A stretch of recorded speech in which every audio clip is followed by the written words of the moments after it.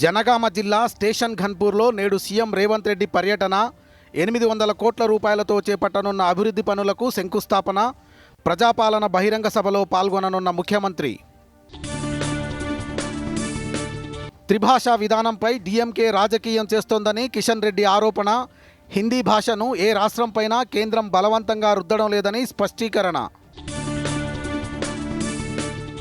1000 కోట్ల రూపాయల నిధులతో ఎలిమినేటి మాధవరెడ్డి ప్రాజెక్టు మరమ్మత్తు పనులు, ఆయుకట్టు పరిధిలో ఉన్న పొలాలన్నింటికీ సాగునీటిని అందిస్తామన్న మంత్రి కోమటిరెడ్డి. జగదీష్ రెడ్డిని ఏకపక్షంగా సస్పెండ్ చేశారన్న మాజీ మంత్రి హరీష్ రావు. కేసీఆర్పై సీఎం చేసిన అనుచిత వ్యాఖ్యలను వెనక్కి తీసుకోవాలని డిమాండ్. ఐఎస్ఎస్తో విజయవంతంగా అనుసంధానమైన క్రూ-10 మిషన్, అంతర్జాతీయ అంతరిక్ష కేంద్రంలోకి అడుగుపెట్టిన 4 వ్యోమగాములు, త్వరలోనే భూమికి తిరిగి రానున్న సునీత విలియమ్స్. రాష్ట్రంలో పెరిగిన ఎండల తీవ్రత, ఉత్తర తెలంగాణ జిల్లాలకు ఎల్లో అలర్ట్.